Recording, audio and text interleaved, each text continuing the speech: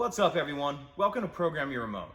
Today we're going to be looking at a GM programming procedure that covers many of the new GM models, 2015 to 2016 and newer. So a couple things we need to go over before we get into it. First, this procedure is going to be for push-button start vehicles. If your vehicle has a separate remote and key, and I'll put a picture of one here on the screen, then this procedure will not work. The second thing is, this is a timed procedure. You need to allow yourself about 30 to 40 minutes. There's about 10 minutes in between some of the steps. So again, allot yourself about 30 to 40 minutes. The next thing is, this procedure is going to be for if you've lost all the keys for your vehicle, if you have no remaining. So in that case, once you have no remaining and you go buy yourself a new smart key, and yours may look a little different than this, you need to get the key cut. The emergency key in the bottom. This will be the only part of the procedure that you cannot do yourself. So in order to start the procedure rather, we need to have our smart key unprogrammed with the key cut. So once we get to that point, let's go ahead and jump into it. So now we're looking at the driver's door. Some vehicles may have an exposed key cylinder where you can actually see the slot where the key will go right in. But on some vehicles, you're going to have the key cylinder cap, such as this. So we need to remove that. How we're going to do that is, if you look under here and you see this slot right there, we're going to take the emergency key that again's already been cut, and you're just going to lift the door handle slightly, put that key up in the slot, and just wiggle it. Yours may come off there a little harder if it's never been off. So once we have that off, now we have our key cylinder exposed. So now that we've got the lock cylinder cap removed, we can go ahead and move forward with the rest of the procedure. So as I was saying earlier, this is a timed procedure. We're gonna need 10 minutes for this first step. So get yourself something to time yourself with. I'm gonna use a phone here. Just have that handy. I'm gonna open the door so it's a little easier to get in and out. We're gonna take our cut key, put it in the door lock cylinder, and we're gonna be turning it to the left 5 times. And after that 5th time, we're going to see a message on the dash, and that's when we're going to start our timer.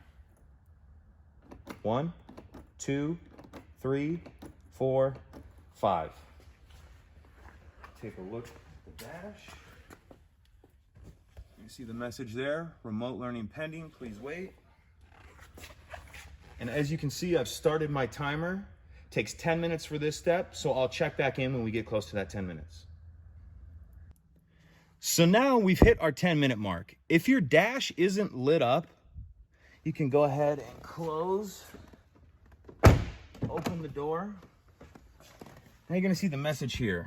Press engine start button to learn.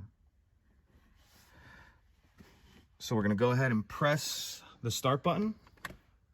And now we need to reset our timer for another 10 minutes. And we'll check back in when we get close to time.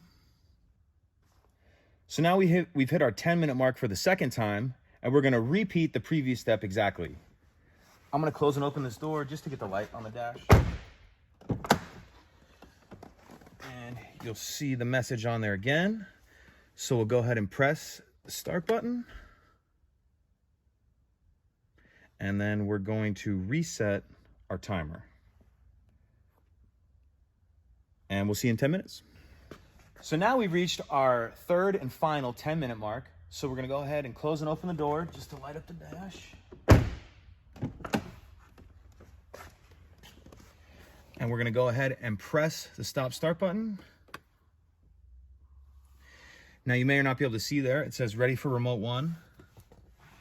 So we're gonna take our transmitter and we're gonna put it in the center console. And if you can see here, there's a pocket for it right there. That may look a little different depending on your vehicle. So we want to put the transmitter in that pocket with the buttons facing the rear. So we have that in there. Now we're going to go ahead and press the stop start button again. Now we're going to remove the transmitter from the pocket and press either the lock or unlock button. And now we're going to hold down the start button for 12 seconds to exit programming mode.